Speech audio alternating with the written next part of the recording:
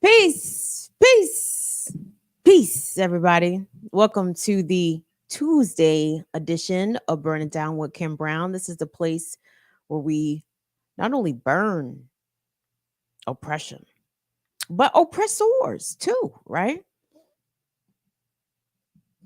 Can't just kill the messenger of the oppression. You can kill the messenger. You got to kill the idea too. But the messenger, oh, that motherfucker can get it also. And this is where we do such things. So I'd like to welcome you all to the jam. Thank you all so much for making the time to be here. Deepest apologies for no shows at all last week. Shit was cray.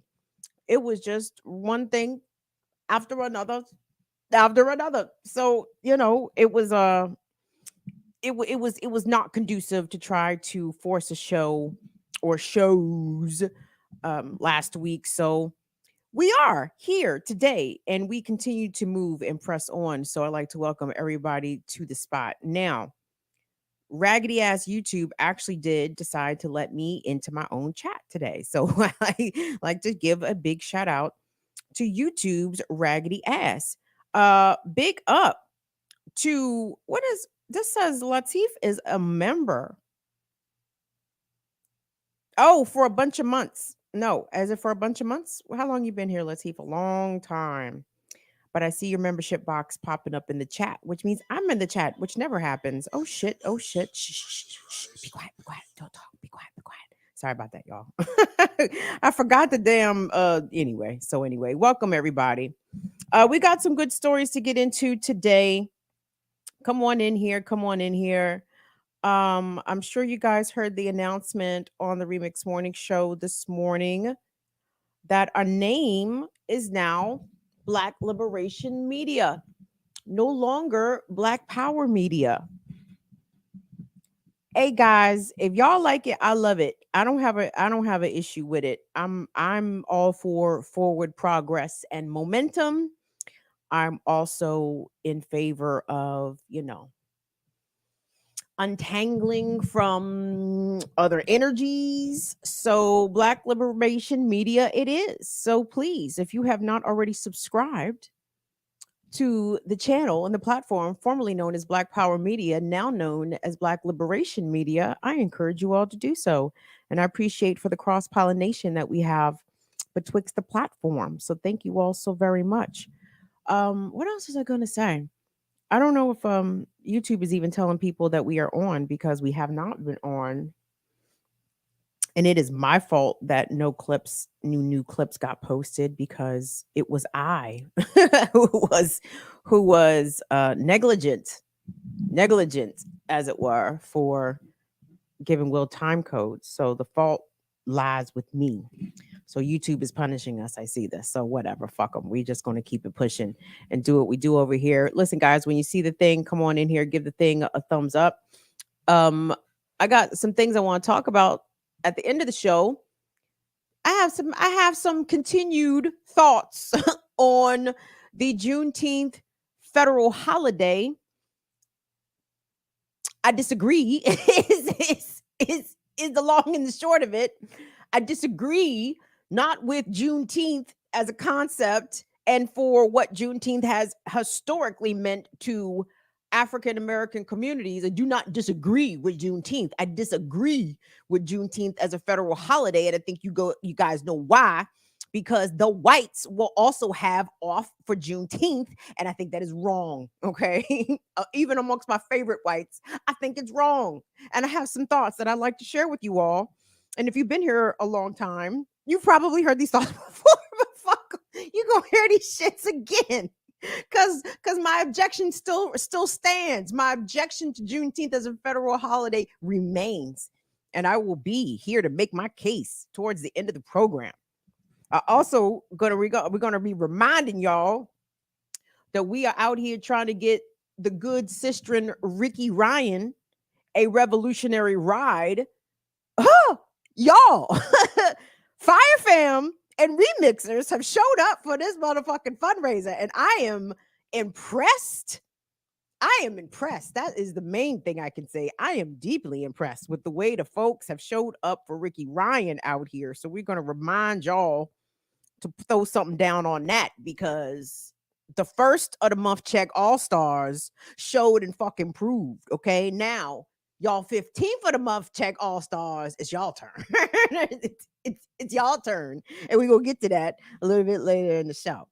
I do have a bummer story coming out of Gwinnett County, Georgia.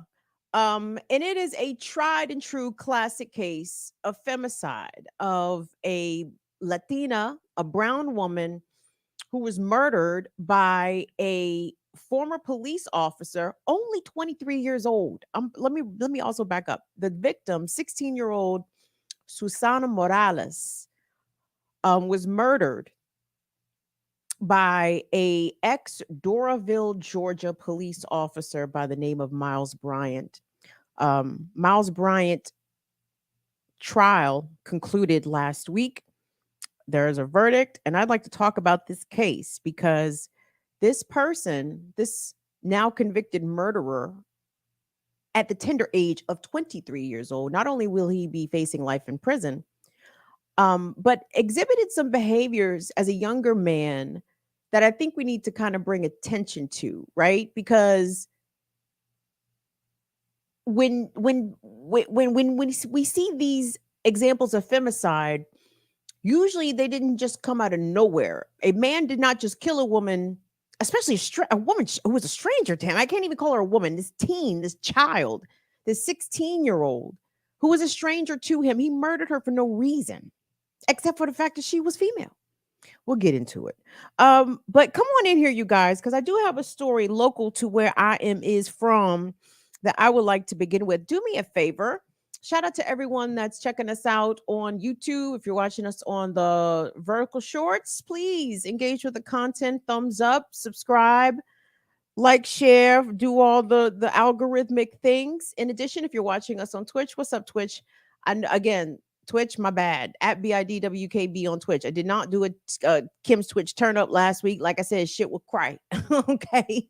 Shit was a little betwixt and between. So I was unable to do that on Wednesday. I will be doing it this Wednesday because we are in June. June is Black Music Month. And I think my theme this week for my Twitch turn up, which I do Wednesdays over on Twitch at BIDWKB, sometime between the hours of 5 p.m. and 7 p.m. Eastern. I cannot commit to a time, unfortunately, but somewhere in that window. I think my theme this week is actually going to be remixes, 90s remixes in particular, because it was what a time. Gather around, ye children. Let me tell you this. Let me tell you about this for about 30 seconds. In the 90s, back when you all were wee fucking babies, there used to be something called a remix. Now, I know something called a remix exists today, but no. What is known today as a remix actually is not a remix. It is just mo niggas on the fucking same beat. A actual remix is a whole nother fucking track. It may be a whole nother fucking hook.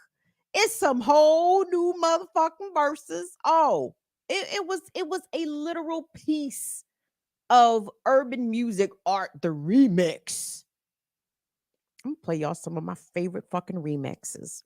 And unfortunately, that terrible ass nigga Puff Daddy, as he was known at the end of the day, is probably on a couple of them joints.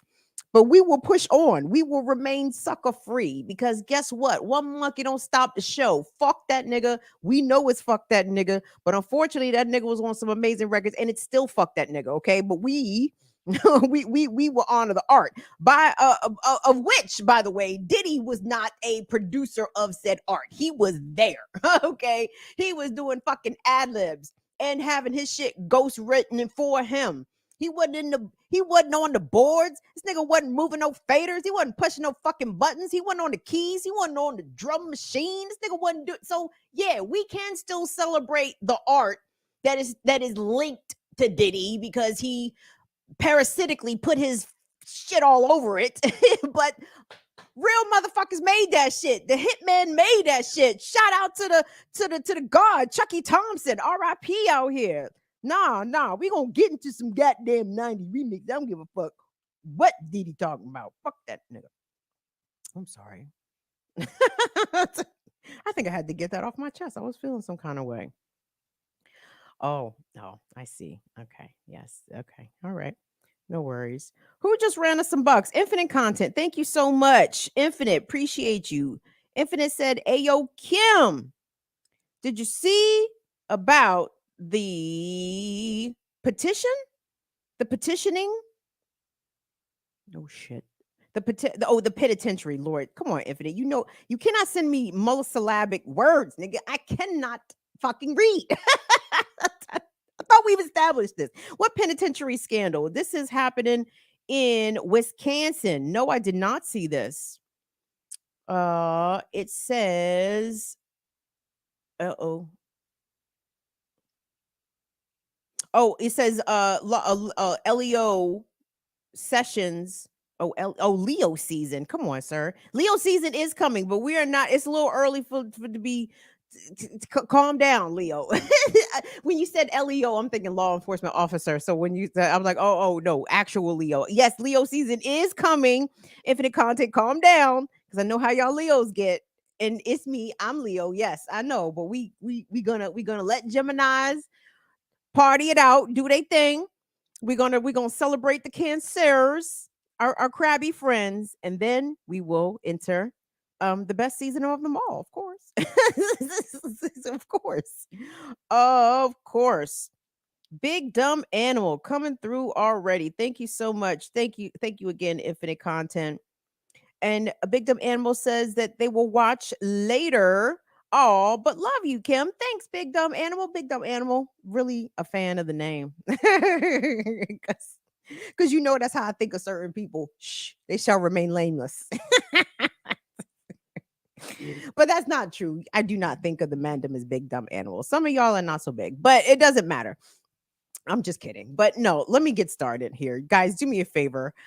Like, follow, share, subscribe, do all the shit here at Spread It Down with Kim Brown every Tuesday and Friday, 7 p.m. Eastern. Subscribe to us if you could. We're trying to get to the good 5,500 subscribers, which would be so fucking tight. But I want to get a story. Shout out to the good Afra Sings. Afra sent this to me. She made sure that I saw this, and I deeply, deeply appreciate this, Afra, because this is coming straight out of the so-called free state of Maryland. Let's see, I don't even know where to start. So let me just start off with get the meat, okay? Governor Melonhead, also known or as Governor Cantaloupe Head, also known as Governor Potato Head. And see, I really reserve using Potato Head because Mr. Potato Head is beloved. is beloved amongst my childhood. This current governor of Maryland, who is the only black governor in America, not so beloved by me especially. However, Wes Moore has done something that is a something. Wes Moore made the announcement this week that he will be pardoning 175,000 Marylanders who have either marijuana convictions, possessions of, convicted of possession of marijuana and possession of drug paraphernalia. He said that he will pardon folks to the tune of 175,000 folks, which is a large, significant number. Now, let me tell you this. When I first initially saw this story, I thought that the headlines were reading, Governor Moore expunges 175,000 marijuana convictions. But then I think I saw some quick edits. There were some quick edits because, as we're going to get into a little bit later here in the segment, there is a very clear distinction in delineation between expungement and pardon. And to be clear, Governor Moore has pardoned people with marijuana convictions. He has also not freed anyone from jail who is currently serving a sentence connected to marijuana. Also should be noted. I want us to take a look at this press conference. And Will, if you could have the press conference up and put me down in the corner, right? So we're gonna watch this joint together as a family, okay? Now I've watched this shit, and we're not gonna watch the whole shit because it kind of devolved into like a shout out session.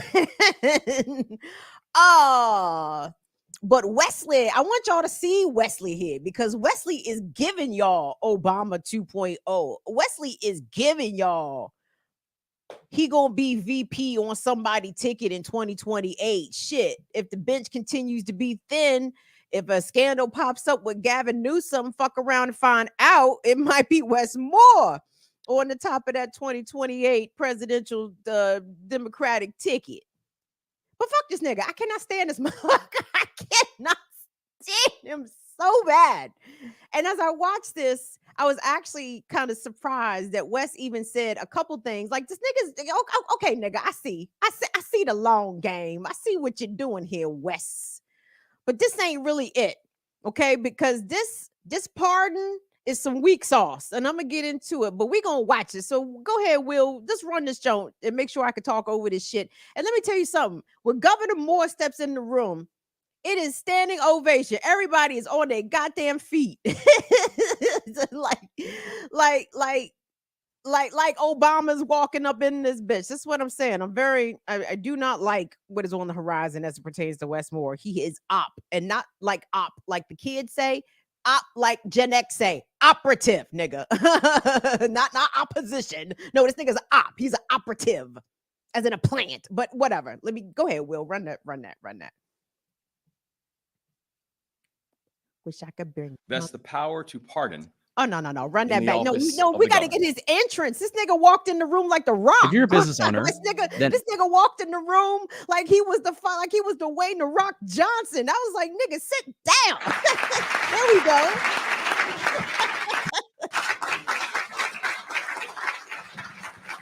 Clap. Look at all the sycophants. Clap. Do you smell the bullshit that Wes Moore is cooking? Good morning, everybody. Good morning. Thank you, guys. Good morning. Good morning. Please take a seat, everybody. Thank you. Good morning, everybody. Good morning. I am humbled to be with each and every one of you in this historic state house, as in this moment, we're prepared to make our own history together. Mm-hmm. Because there's something that we know is that things do not just happen. Things are made to happen. Yes, nigga, like your campaign. You all in this room. Like your governorship. Shit is made to happen. Yes, correct. The Maryland State Constitution vests the power to pardon in the office of the governor and the governor alone. This is a responsibility that I take very, very seriously. And that is why this morning, with deep pride and soberness, I will pardon over 175,000 convictions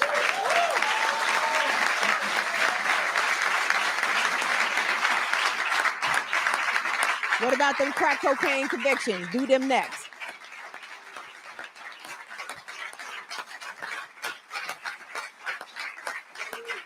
You see these Democrats doing too fucking much. Calm down. He said pardon. There's a big difference. Thank you all. We need to stop that so I can get you to sign your pardon. Giving y'all his best. But I'll pardon these convictions. All convictions related to the possession of cannabis and cannabis paraphernalia. Maryland legalized cannabis by referendum.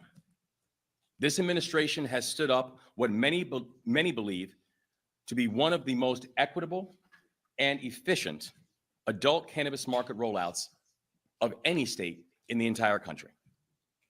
In March, we conducted our first adult use cannabis licensing round, and all 174 licenses were awarded exclusively to social equity applicants. Will, do me a favor, hit pause real quick. So social equity applicants, you notice he didn't say black. You notice Governor Moore, the first black governor of Maryland, the only sitting black governor in America, He says social equity applicants. Nigga, that could be any fucking body.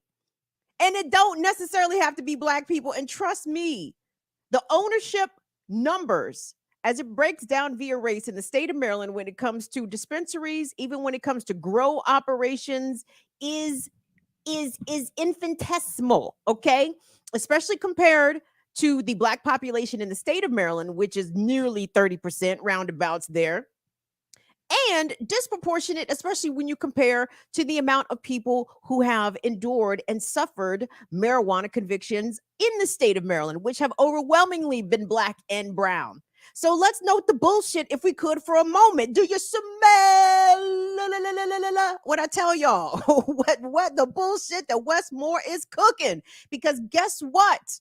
He's going to tote this as this is great for black people. You know, the state of Maryland is fucked over black people. Yes, nigga, we understand this. But just notice that I just wanted to point that out to y'all. The social equity recipients, nigga, that ain't black necessarily. Okay, that ain't necessarily black. Go ahead, Will. Thank you. And to be clear, that's the first time that has happened in our nation's history. Hold on. Pause it again. You see, gang, when the bar is literally in hell, when black and brown people have been shat upon and been disenfranchised and been oppressed and held back in such spectacular ways that even the incremental, I guess, progress going towards some sort of equity is lauded as the first time or the greatest time or the most time in history. Yes, because the bar is in hell. The bar is literally in hell. Yes. So anyway, again, do you smell? Okay, go ahead, Will.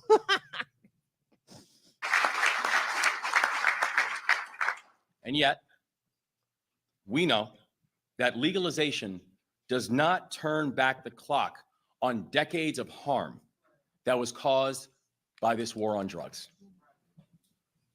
Legalization does not erase the fact that nearly half of all drug arrests in Maryland during the early 2000s were for cannabis. What about before? It doesn't erase the fact that black Marylanders were 3 times more likely to be arrested for cannabis than white Marylanders before legalization. It doesn't erase the fact that having a conviction on your record means a harder time with everything. Everything. From housing to employment to education. If you're a man who makes at least 150 grand a year. Sorry. we had a YouTube premium. Our bad. Hold on real quick. Before you resume, Will. This motherfucker, Wes Moore, talking about if you have a conviction, or if you have especially a cannabis or any kind of drug conviction, really, but specific, doesn't pertains here. If you have a cannabis conviction, it impedes your opportunities for housing, education, etc. So then why are you simply pardoning? How come you're not expunging people's records? We'll get into expunge versus pardon after Wes Moore finishes cooking his bullshit. Let's go. Erase the fact that people who were arrested for cannabis 3 or 4 or 40 years ago still have those convictions on their records to this day. We cannot celebrate the benefits of legalization if we do not address the consequences of criminalization.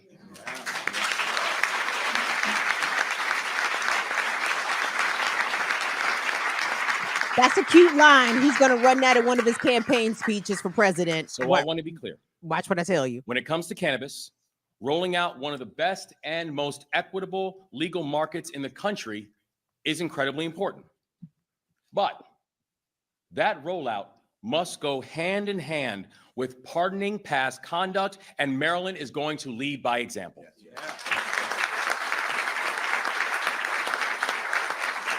Again, low-hanging fruit. This is very low-hanging fruit in the blue state. This executive order is the most sweeping state-level pardon in any state in American history. That's right.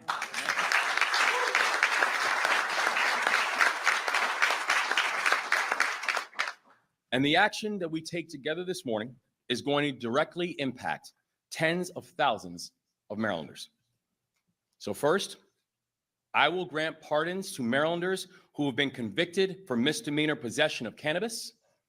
And second, I will grant full pardons to Marylanders who have been convicted of certain misdemeanor possession crimes of drug paraphernalia. So we aren't nibbling around the edges. A big step enacting the kinds of policies that can reverse the harm of the past and to help us to work together to build a brighter future. So now this is a big deal. This is a really big deal. And we could not have gotten here without the extraordinary partnership of our incredible lawmakers and leaders and advocates. I want to thank our remarkable Attorney General Anthony Brown. Boo, boo, Anthony. Look at these see-through niggas. Look at these two motherfuckers. These two translucent ass. Look at Ear Doctor and Jared Ball. These see-through ass niggas. Get them niggas out of here. Thank you, Will. I'm sorry. Let me calm down. I'm being too much myself. Let me relax.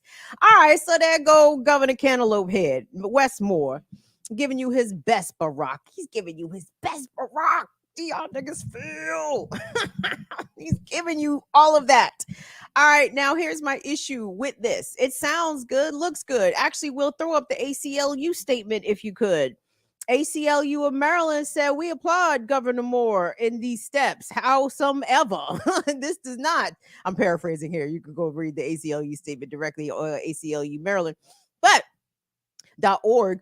The tenor of the statement given by the ACLU here of Maryland is that even expunging these records, it does not do much to erase or offer some sort of recompense for those that have been the victims of the war on drugs. Maryland was notorious for running up in niggas' pockets looking for weed prior to decriminalization and, medicinal approval. And now eventually we are here at full recreation and legalization in the state of Maryland.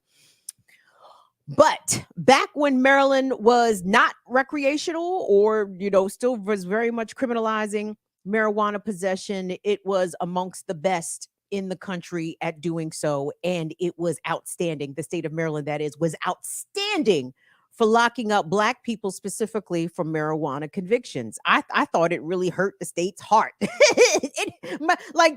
state, the entity itself was hurt when it could not no longer lock up niggas for marijuana. And you heard Governor Moore in that press conference. It wasn't the legalization and decriminalization, all that shit did not happen because the motherfucking state legislature decided that this is no referendum. They put that shit to the voters. They put that shit to the people. Okay. It wasn't up to governors and delegates and state senators. Absolutely no. The people did that. So shout out to the people them that got marijuana legal here in the state of Maryland. But let me talk about expungement versus pardon, everybody. And I think this language is very important because a pardon, what it does, it either lessens the criminal penalty or eliminates the criminal penalty for someone that has been convicted of something or for someone who might be convicted. We have seen in some random ass cases, someone will be preemptively pardoned before they've even gone to trial. Such a case happened somewhat recently in Northern Virginia. Long story short, there was a father who was at the Board of Education. Something happened. Long story short, Governor Youngkin preemptively pardoned him before his trial even began. So sometimes a pardon can come even before a conviction, but certainly after a conviction. But what a pardon does not do, it does not erase the conviction from one's record. An expungement would do that. An expungement is such, now most felonies cannot be expunged, but what Wes Moore is describing here, low-level misdemeanor possession and possession of cannabis drug paraphernalia. Why come we can't just expunge that? And again, I'm sorry, expungement means it no longer appears on your record. if it no longer appears up in background searches upon you, on background checks. And expungement makes it so that whatever crime you had been convicted of, it's almost like it never happened, right? So I am unclear here as to what Wes Moore's pardons are going to do or what they intend to do. Because again, if not my personally, woof, grateful. I managed to dip, die and not catch a fucking weed case in the state of Maryland. Shout out to me out this motherfucker. As much weed as I smoked between 1996 and motherfucking today, shit. Shout out to me out this bitch. I'm good. Anyway, but hold on. So if you had a marijuana conviction, it's still going to show up when someone does a background check on you. I assume when you apply for a job, have you ever been convicted of? I think you still have to reply in the affirmative that, yeah, I have. Let me say this real quick about expungement as just a PSA. And this goes out to everybody, but especially if you come from a marginalized group of folks that sometimes has difficulty obtaining employment. Even if you have a fucking misdemeanor, beloveds, I don't care what state or commonwealth you are in, kindly go to your courthouse and go get that shit took off your record. And I mean that. If you look locally where you are, I know in Baltimore City, I know there are some sort of legal aid or do-gooder lawyers that offer this work pro bono to help people get their records expunged. It's very important. I'll share something. When I was 19 or 18, 19, I caught two little dumb misdemeanors. Dumb, right? And when I went to court, the judge and the prosecutor, all them punk ass motherfuckers was like, okay, Ms. Brown, we'll put these on stat docket for 6 months. And you have to do community service and you can't get in no more trouble. And as the upright citizen that I am, I completed what the court wanted me to do, no problem. And naively, I believed them lying ass motherfuckers when they told me that if I did not get in trouble for 6 months and I did what I was supposed to do, that shit would be removed from my record. They lied. But for a chance trip to the Howard County Courthouse with someone else for something else entirely. And I said, let me just ask. Then someone told me, just go ask. just go see if that shit is still on there. And the lady was like, yup, we still got you up here for this and this. I said, ain't this a bitch? Look at these lying fucking whites. Everybody lied. Judge lied, prosecutor. I said, look at the lying fucking whites. Lied again. And my dumb ass fell for it again. So anyway, I took the steps, paid a little bit of money, filled out the form, got my shit expunged. I'm crispy on background checks, beloved. You feel me? So I need y'all to get crispy on y'all background checks as well. I just wanted to say that. So I have questions about this pardon because it sounds great from Wes Moore. 175,000 marijuana convictions will be pardoned. I don't know if that equals to 175,000 Marylanders getting those pardons, because I would imagine lots of folks probably have multiple convictions for possession of marijuana, right? Possession of drug paraphernalia. Some people might have a few or several. So the number of people that will be impacted by this mass pardon, I wonder. But much like Joe Biden, when he did his federal pardon of federal marijuana convictions, again, there was limits to it, right? It is also not expungement. It also is definitely belated in at least 10 to 15 years, way overdue. Barack Obama could have descheduled or rescheduled cannabis in fucking 2016, 2015. He chose not to. We know Trump was never going to do that shit. Now Biden, here we are in big 2024 as there is an election year. But Joe Biden said, oh, you know what? I'm going to give some 6,000. By the way, the federal marijuana pardons that Joe Biden gave, I think the number was around 6,000. It was not very many people at all being impacted or affected by this. So again, these liberal Democrats are swinging at this very easy low-hanging fruit The states have long taken the lead on decriminalizing and outright legalizing marijuana. The federal government lags behind, and it is as it pertains to the state of Maryland, and what Wes Moore is doing. This is just another feather in his cap, right? Wes Moore is trying to give y'all like again, all I can say is Obama 2.0. Like, this is exactly what that is. This is giving me community. I was a community organizer. You know what I'm saying? It's Obama, right? Wes Moore, when he runs in 2028, he's going to run on this exactly. You know, when I was governor of Maryland, I took the initiative to pardon. And again, it sounds great materially. What does it actually do? Are those same roadblocks to education, to housing, to employment, are those same roadblocks still going to remain in place for these folks regardless of their pardon? And also, to be clear, I think that this should extend to felony convictions in the state of Maryland as well. Now, you guys know I've been smoking coming up on 30 years now, so I may not be able to fully remember. My blinds are open. I can look right outside. Look at that. But one of the things that I do remember in the state of Maryland, back from when we was deeply paranoid of being pulled over by the police, and God forbid they find a seed or a stem or a piece of blunt paper or a empty blunt wrapper or some fucking blunt guts, because we knew somebody was getting locked up. That's the kind of fascism that we lived under as young folks, right? Like, that's the shit that we was worried about. But I do believe a felony conviction in the state of Maryland in yesteryear was only possession up to an ounce or maybe 2 ounces. It wasn't a whole lot of reefers to get caught with to catch a felony. So again, I think this shit is weak sauce. And if there's any, good, credible, wonderful organizations that help to make this come to be, I'm not dissing your work, man. Good. I guess good. But at the same time, there's way this could have gone way further, and there still should be way further to go. But I doubt if Wes Moore will go any further, because there will be so much liberal praise being heaped upon this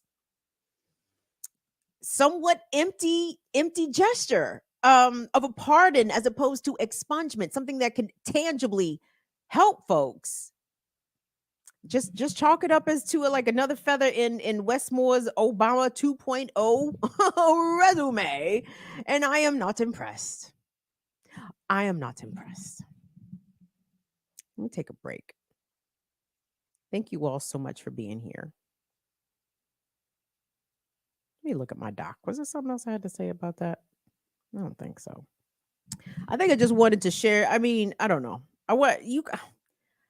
It's not typical for me to hate. Like, I really don't like Wes Moore. Like, I don't like him. And I'm telling you, when I don't like somebody that much, there's usually something to that. I've been trusting my gut these past couple years, and my gut has been reading motherfuckers absolutely correct.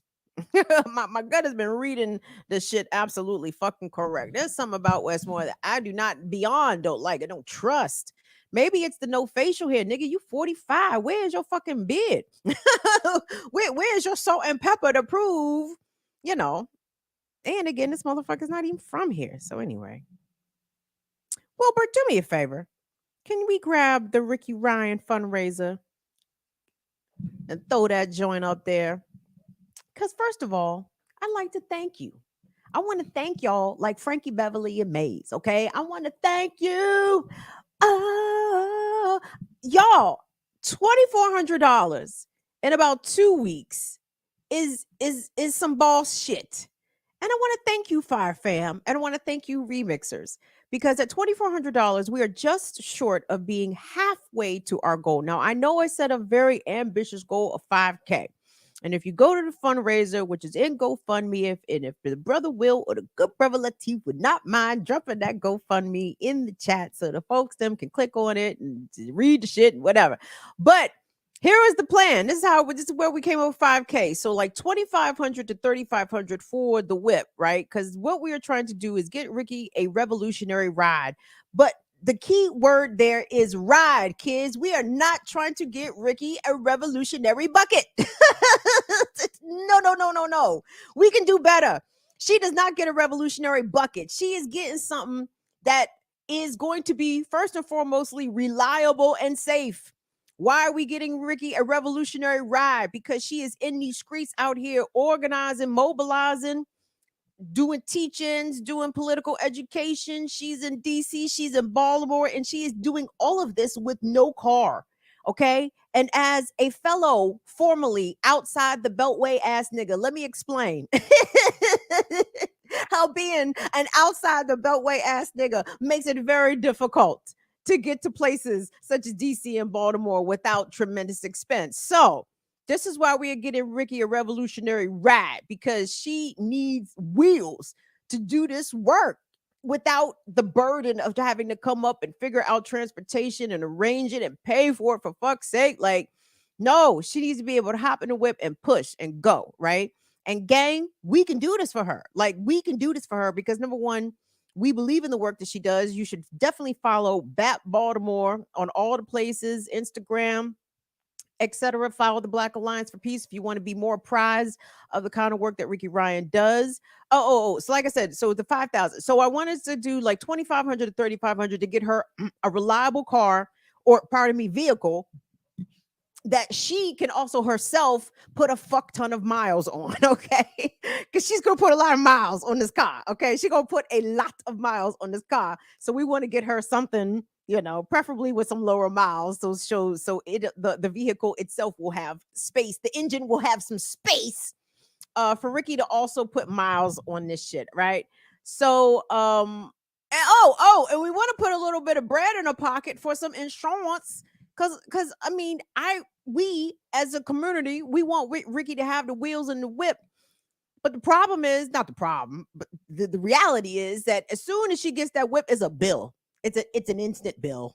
And anyone who's ever owned a vehicle, you know this. Your car is a fucking bill. Even if you don't have a car note, you have car insurance, you got maintenance, you got gasolina, it's a bill. So what we want to put, a few extra dollars in a pocket to help offset and potentially cover those costs for her. So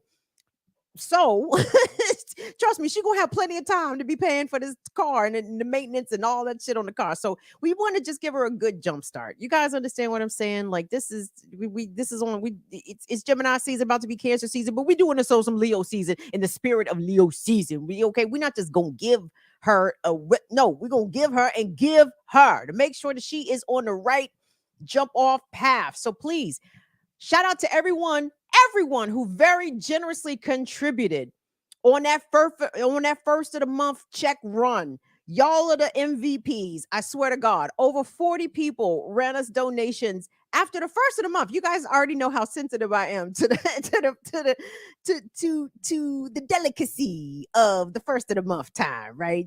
That's how you got to make sure you keep a roof over your head, you keep your food in the fridge, do shit with your children. I don't know, whatever. The first of the month is important. So for everyone who donated us to the tune of $2,400 off that first of the month check, god damn, thank y'all so much. Now, for everybody who said, I got Ricky on that second of the month check, this is your time to shine, beloveds. This is your time to shine right now, baby. Right now. So go click the link. I don't care what the amount is. I don't care if it's $2. I don't care if it's $5. Shout out to the anonymous donor who dropped $500 on the fundraiser. That's what I'm talking about. Big timers. This is your time to shine also. This is your time to shine also. You know what I'm saying? I know we be talking, not we, well, we collectively as a, the platforms and the related be talking about, the declassification, etc. But listen, if you a big timer, this is your time to shine. This is your time to big time us. You can go ahead and big time us right now in that fundraiser. Run that. And my goal here, guys, I'm going to make this announcement again tomorrow morning on the Remix Morning Show for Women's Wednesdays. But we've gotten over 40 donors, individual donations so far. I would love to see us. Can we get to 100 donors, 100 individual donations. And that's what I'm talking about. Like, that's why I'm saying the amount is not important. If you guys could just run, if we can get to 100 folks donating to this fundraiser, we're going to get Ricky whipping. You know what I'm saying? Whipping. She's going to be whipping and whipping. Oh, speaking of, wait, real quick. Did you guys hear there's going to be a big anti-Zionist protest coming up in the DC area, not in the DC area, excuse me, right there at the US Capitol, because apparently Benjamin Netanyahu is coming to address Congress on July 24th. I bet you Ricky gonna be down there. so let us get this fundraiser fully funded, as close to the goal as we can, everybody, so we can equip our sister with the tools that she needs. And I appreciate and am appreciative and grateful for everyone that has already ran some bucks. Shout out to Franny French. Franny French just ran us a donation. Thank you so much, Franny French. That is how you ally. That is how you comrade. And Franny French, I see what you did there. Franny sent that $10 with no text. And that is how you be a friend, Franny French. Franny said, I'm not going to give you shit to read, Kim. Just see the money. I said, thank you, Franny.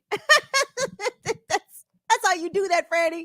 I see you, Franny, and I love you and acknowledge you. Thank you so much. But Franny has ran bucks to the Ricky Ryan fundraiser. Who else? Leah Boggs has ran bucks to the Ricky Ryan fundraiser. Who else?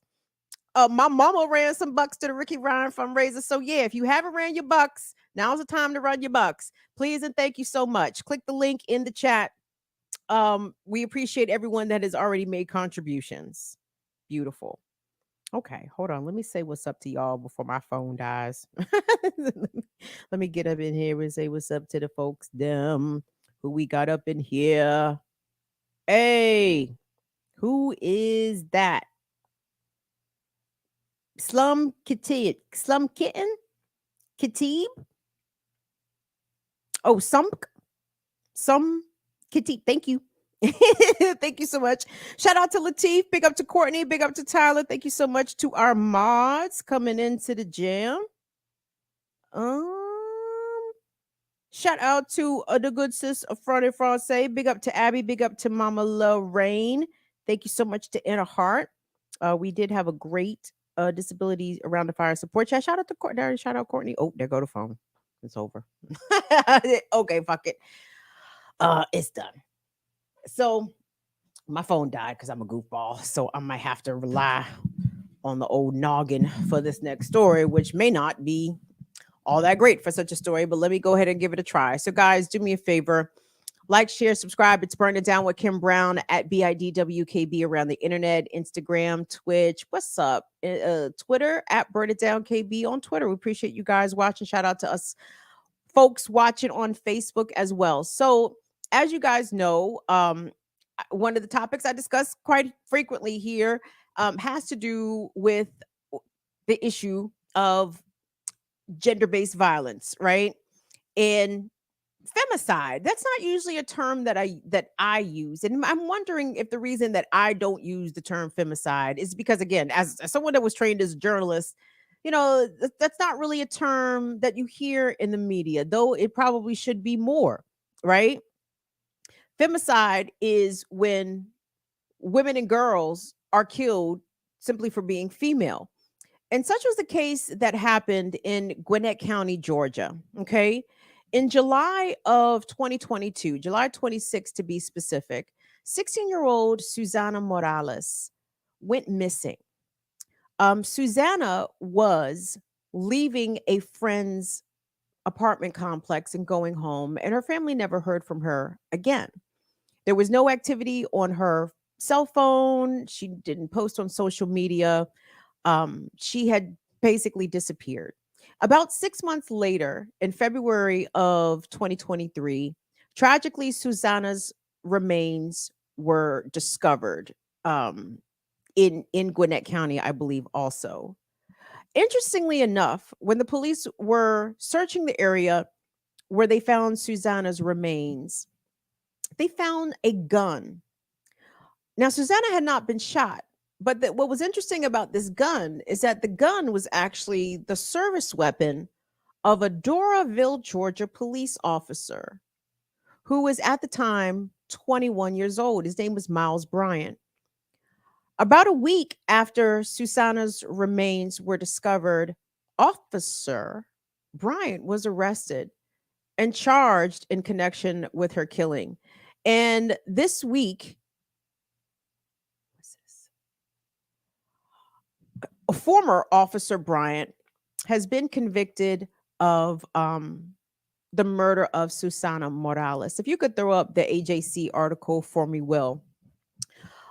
This trial lasted several weeks. It revealed a lot of information, specifically about Miles Bryant, the man who has now been convicted of killing this woman.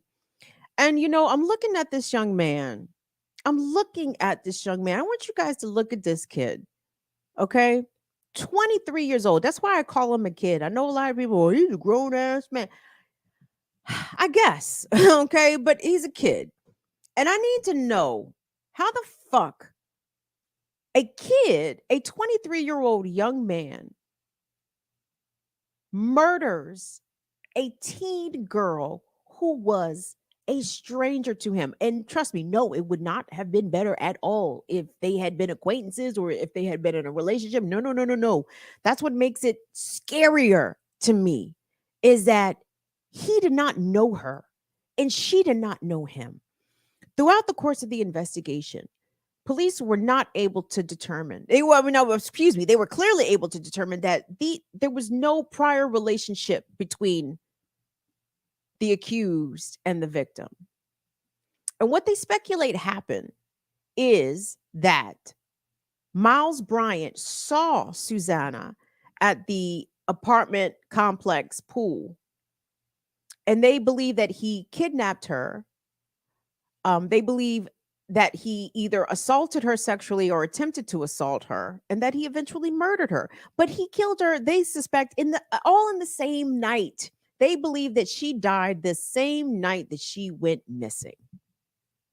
And I need to know, how in the fuck do we get there to where a 23-year-old, 23, okay, I can't even I'm kind of stuck at 23. We can let me get unstuck from his age at 23 and move on to the fact that he was a police officer, by the way, who had previous complaints about creepy, stalkerish, harassing behavior while and since he was on the police force. By the way, I also think he was former Army member.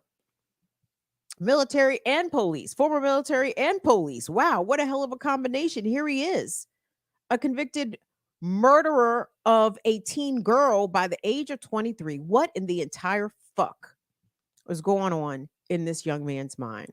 Well, unfortunately, I do not have access to my doc. Can you tell me what's the first video that I have up? I think the first video I have is what happened to Susana Morales, if I have that right, Will. Because I think it's these women and girls who end up dead, either at the hands of their partners, at the hands of their family members, or in this case, at the hands of a total fucking stranger. Like, these women's names and faces, they should not be forgotten. They should not go unacknowledged. So I think this was from the TikTok account of an Atlanta reporter. Will, I might ask you to play the video, and after we play the video, can you come back and give the credit? Because I can't, my phone died, so I don't have that in front of me.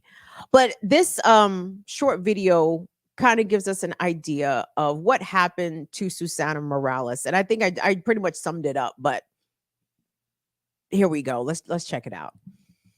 18-year-old Susana Morales texted her mom around at 9:40 p.m. to let her know that she was going to be heading home soon. So she left her friend's house around 10 p.m. and she started her walk home. But time went by and Susana never made it home. On February 6th of 2023, a call came into the police from someone in a wooded area, and they believed that they had come across naked human remains. The following day, police announced that the human remains that were found were in fact Susanna's remains. Police decided to do a grid search of the area to look for potential clues. They came across a gun near where the body had been found. The body didn't appear to have been shot though, but obviously that was an odd find. Law enforcement was able to use their system and run the serial number of the gun that they had found.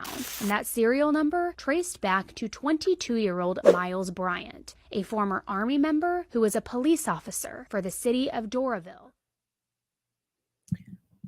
And let me tell you something. This kid, this Miles Bryant, and again, I hate that I even did that, infantilize him. Oh, this kid. I mean, yes, I don't know. I'm a little betwixt and between about that, because at 23 he is a fucking kid. But you know what? Fuck this kid. You know what I'm saying? Fuck his ass for him being a fucking savage, disgusting, horrendous monster of a person. Fuck this kid. Even if I am referring to him as a kid, like Michael Jordan say, fuck them kids. Fuck this kid. Fuck his fucking ass. So the gun, as mentioned there by the reporter, that was Miles Bryant's service weapon that this fucking genius reported being stolen on the same night that Susanna went missing. What a coincidence. Yeah, it's amazing how that happens. So Miles Bryant, as I mentioned, has now been convicted of, I believe, 4 felonies, including malice murder, also including kidnapping, also including making a false report in connection with the gun. He was acquitted, though, on one count of attempted rape, and which I can understand why the jury, it was a jury trial, by the way. I can understand why the jury maybe could not follow through on a guilty verdict for that, specifically because how can you prove it? Her remains were so decomposed after 6 months, there's no way to prove it. But you better fucking believe that was the entire reason for him taking her. That was it. This person was so motivated and so deeply unhinged and unwilling or unable, or felt some compulsion, that he just could not leave this 16-year-old girl alone, that he saw her walking. And whether or not he forced or coerced her in some way into the vehicle, he knew what he intended to do to her, and that was harm in some way. But here's the thing about this guy, Miles Bryant. First of all, again, former Doraville, Georgia police, Vesper X, tell the folks in the chat what's up with Doraville. Vespers are one of our ATLians out here. I don't know much about Gwinnett County or Doraville in particular, but I obviously know that their psychological screening must not be all that stringent, because obviously this young man was had some misogyny issues, was clearly a psychopath in some way, or sociopath, that his first sexual crime resulted in murder. Usually there are behaviors and possibly past incidents that precede usually the horrific grand event as a murder or as a sexual assault. Miles Bryant didn't have any previous convictions, but he had gotten a couple of talking tos. And one of his childhood friends, who reconnected with him, post high school, I think, but very quickly decided that this motherfucker was too goddamn creepy to be kicking it with, and decided very quickly that she was not going to be kicking it with my fucking Miles' creepy ass no more. This young woman spoke to a local news station in Atlanta and actually has some compelling video to present of former Officer Bryant, Miles Bryant, harassing her, stalking her, showing what I would consider to be scary and aggressive behaviors, again, leading up to the murder of Susanna Morales. And that's my point. Like, the murderer or the rapist don't start off murdering and raping. There are behaviors that come before that should serve as red flags to everybody, like the greater of society. And I wish we would make these kinds of behaviors more bigger deals, because they are leading indicators to violence and great harm, usually towards women. But yeah, so Will, let's watch this clip from a former platonic friend of this now convicted murderer who said that, yeah, he was creeping her the fuck out. Well, let's make sure we start that from the very beginning, please and thank you. Let's go.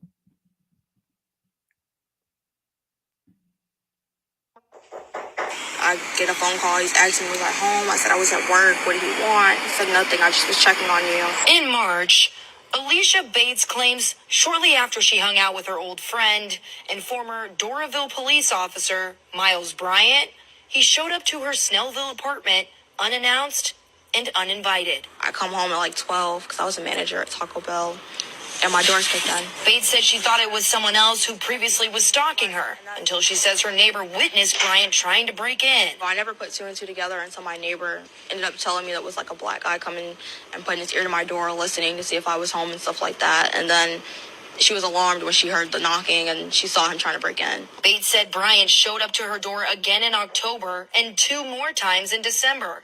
Also saying this ring video shows Bryant stopping by in December while she was hiding inside with her boyfriend. I was home. Okay. I was at the door with my gun. My boyfriend had his gun, and we were waiting for him to come through the door because I knew he was a police officer. Bates said she reported it to Gwinnett Police and Doraville Police in December.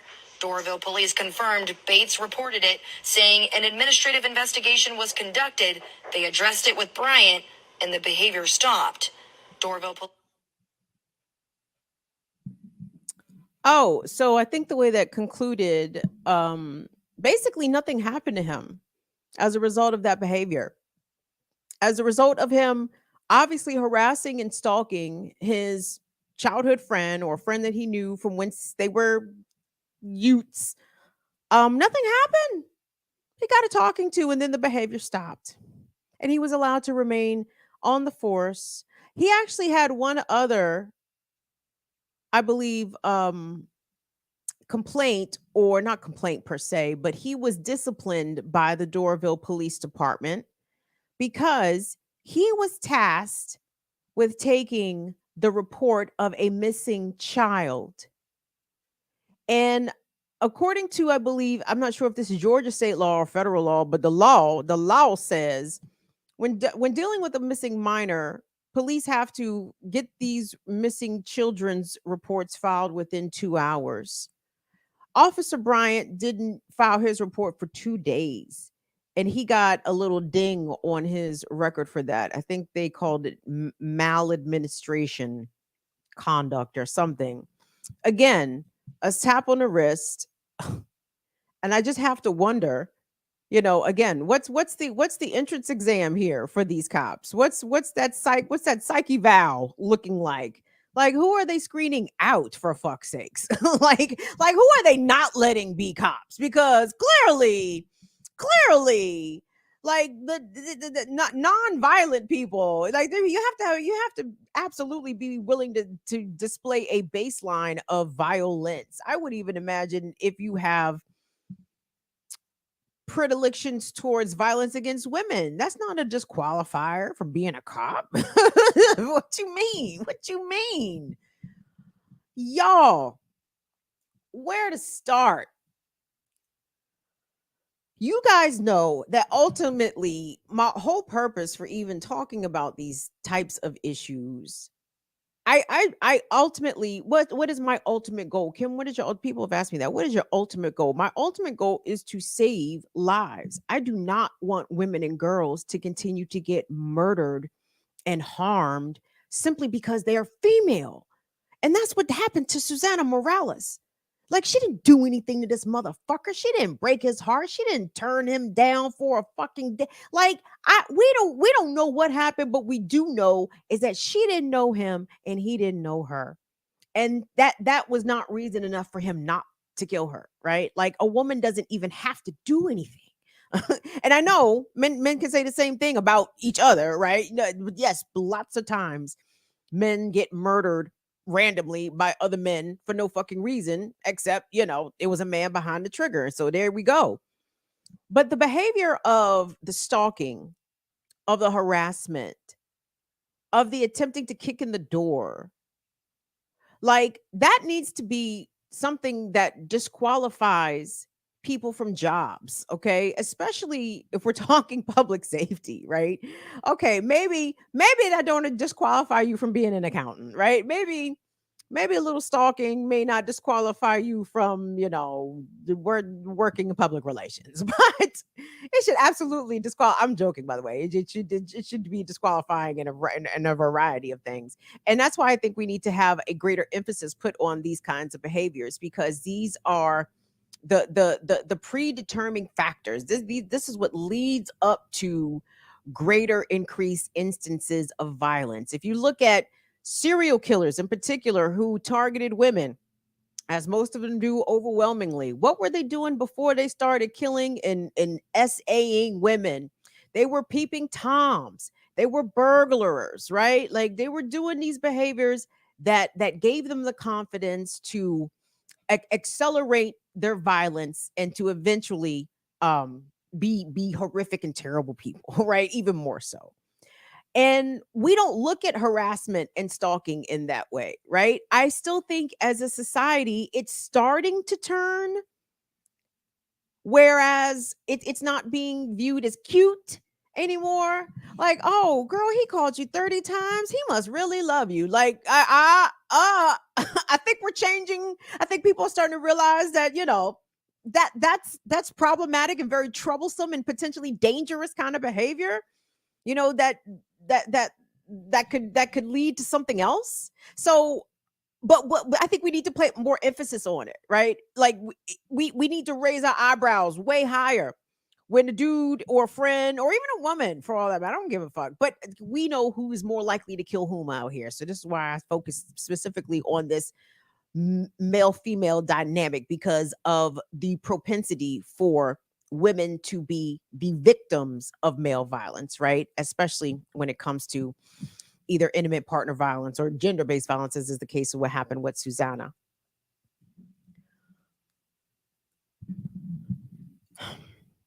But when harassment and stalking occur, that needs to be taken more seriously, as the potential for something worse could absolutely be coming after that. And it's not something that should be dismissed. It's also not something that should be swept under the rug because, oh, well, this young man, he just got a crush and, oh, he don't know what to do with himself. Oh, he just, in his feelings, don't hold it against him. Don't ruin his life. Don't. Don't. That's what the victims get all the time. They get a bunch of fucking don'ts. So, don't take this further. Don't press charges. Don't call the police. Don't say nothing. And trust me, when it comes to calling the police, I don't think the police are very helpful, but for the fact they are the record keepers, right? So you don't call police to come keep you safe. Pfft. You heard a girl in the clip. She said she had her pistol ready. Her boyfriend had his pistol ready. The fuck? You know what I'm saying? They knew what time it was. They called the police to make the fucking complaint. They didn't call the police to come save them, right? You don't call the cops to come save you. The police are the fucking stenographers, okay? They are the paperwork keepers. They are the pencil pushers. You go to the cops to get a record. You understand? That's what you go to the cops for, to get a fucking record. But my point is, that should need to be. We cannot continue to keep enabling shit that is known to lead up to potential violence. And while a boy or a young man or an old man who is harassing or stalking may not lead to violence, there's too many instances in which it has, that we cannot sit on our hands and hope for the best and hope that this latest example of stalking and harassment doesn't lead to a murder. Absolutely not. Now, it may not lead again to the murder of the person who is being stalked or harassed in that instance, but it gives all of us a very good indication about what this person is capable of and the entitlement that person feels. And in this case with Miles Bryant, the kind of power that he had simply being a police officer, right? even though he had not been a police officer for very long, he knew that within that position, it afforded him some modicum of cover, in which for 6 months between July 2022 and February 2023, from when Susanna went missing, from whence her remains were discovered, he did live his life free as a fucking bird, working as a cop. Lord God help whoever else he may have encountered in those 6 months. I think Doraville and Gwinnett County needs to check for other young women who went missing during that time, because when some folks commit these kind of crimes, they're usually not one-offs, especially stranger on stranger. It's likely to happen on more than once. And unfortunately, that this young man was stopped only after he took 16-year-old Susanna Morales' life. And that's what I'm saying. Like I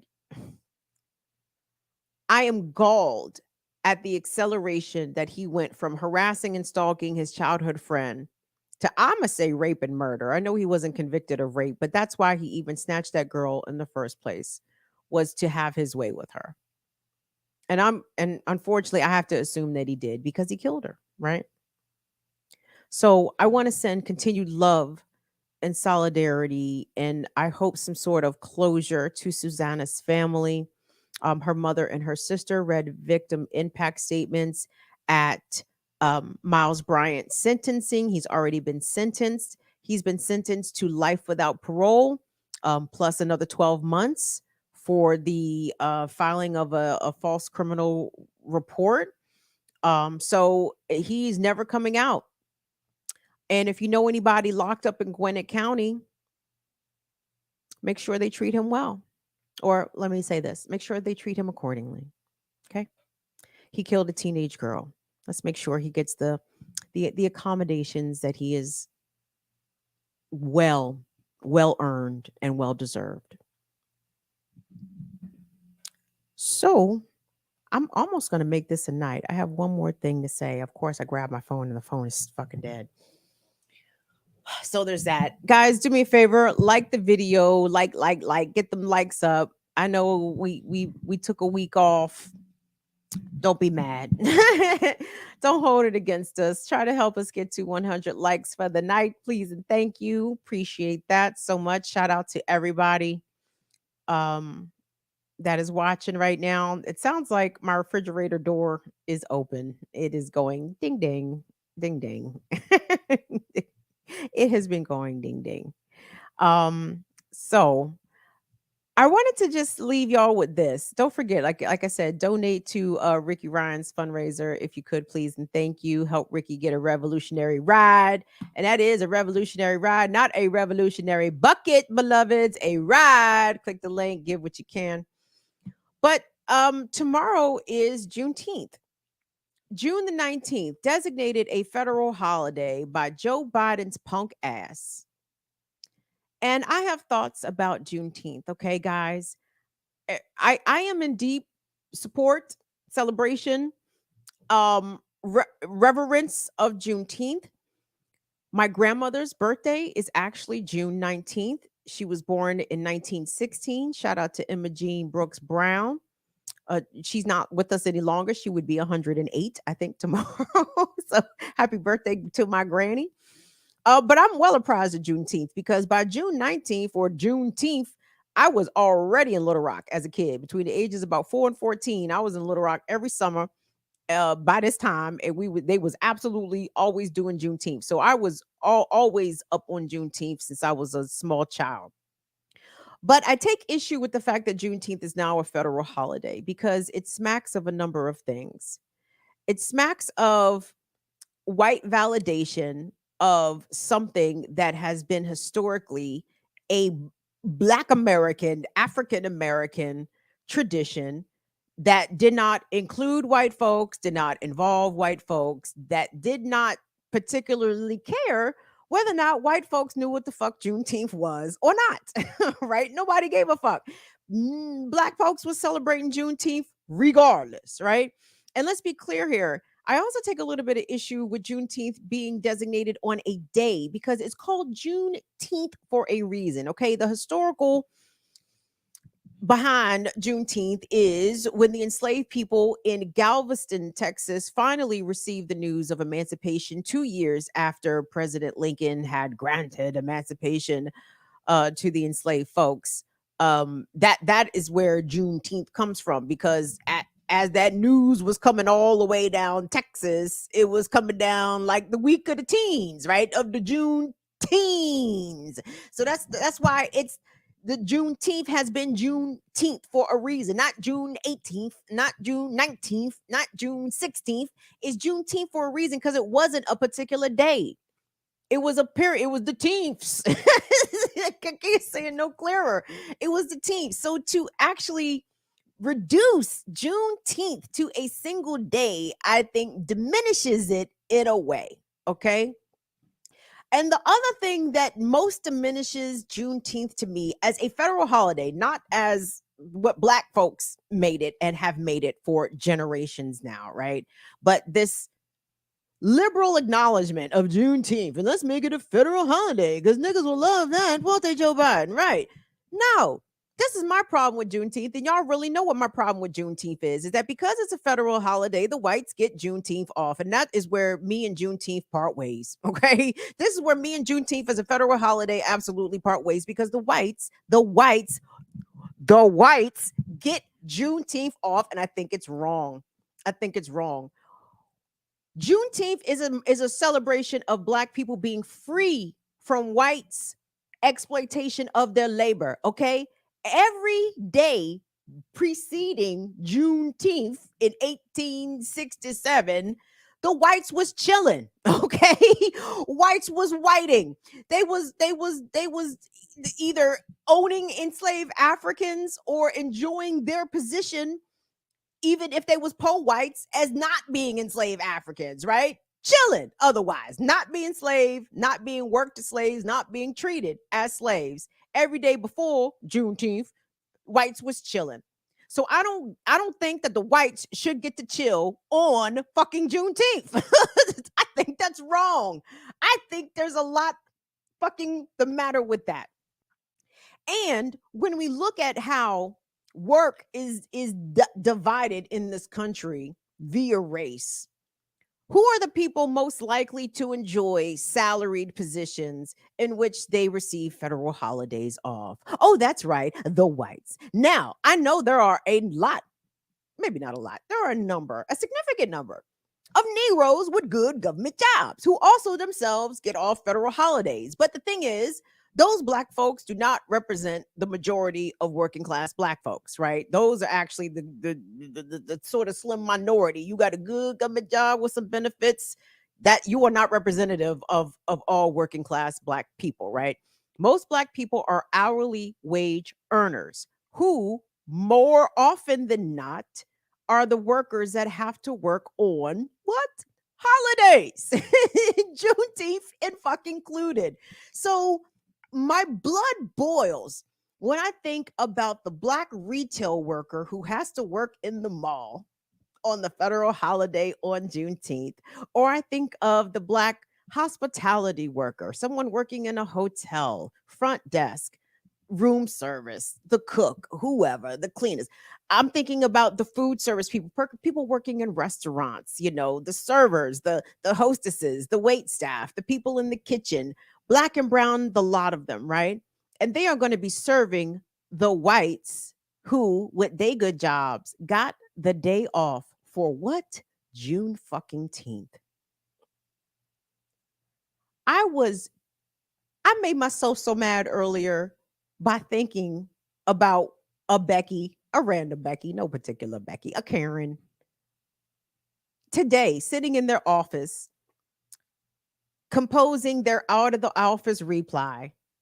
I will be out of the office on Wednesday, June 19th, in observance of the Juneteenth federal holiday. And I swear to God, I wanted to throw something. I was so fucking pissed.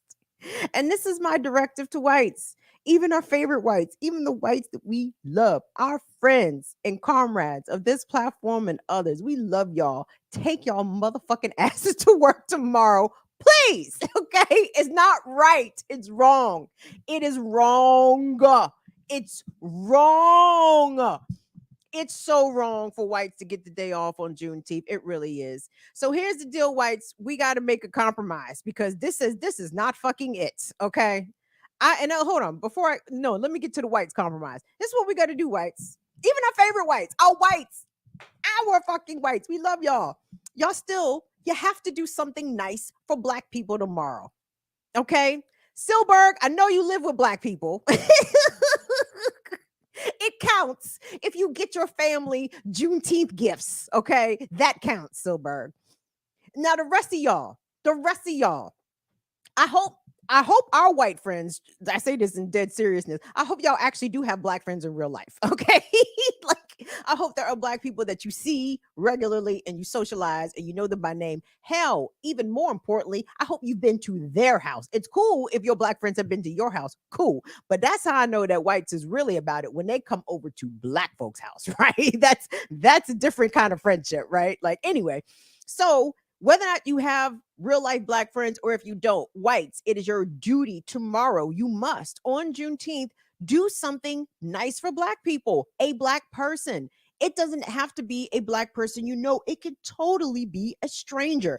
Do you understand that if a white person, well, wait, hold on, let me think this through. I was going to say, if a white person who is a stranger to me gave me a gift and said happy Juneteenth, I would likely accept it, but maybe that wouldn't be smart. So maybe only give gifts to black people, because random black people might, I can't speak for what random black people might, I can't speak for what the reaction might be.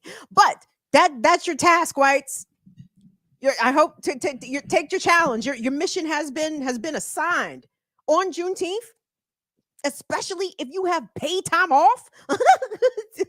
Now, if you're an hourly wage slave like the rest of us and you have to go to work on Juneteenth, disregard my previous directive. However, if you got paid time off on Juneteenth, whites, you must be giving something out your pockets to somebody black on Juneteenth. Those are the rules. Because Joe Biden is such a fuckboy that he just knew. Oh, the darkies is going to love this one. I'm going to give them a federal holiday that 75% of them are going to have to work on. Oh, this is brilliant. But I do want to acknowledge, if I could for 1 second, the elder, Opal Lee, that beautiful, sweet black woman who campaigned to get Juneteenth recognized as a federal holiday. I don't want to diminish her reasoning and her accomplishment for doing that. That meant something to her. And for that, I respect her and her. I do respect her. Shout out to Opal Lee, because actually Opal Lee is a real one around here. That she said part of her life story is the fucking Klan came and burnt down her family home out there in Fort Worth, Texas, if I'm not mistaken. So Opal Lee been through it. So when elders have been through that kind of fucking racial domestic violence that is undeniable, even if I disagree, I have to shut the fuck up. You know why? Because I ain't never experienced the fucking Klan coming to my house and burn any fucking thing down. You understand? So there's a certain level of deference and respect there. I just disagree with Juneteenth being recognized as a federal holiday, mainly because white folks get that day off, and that's wrong.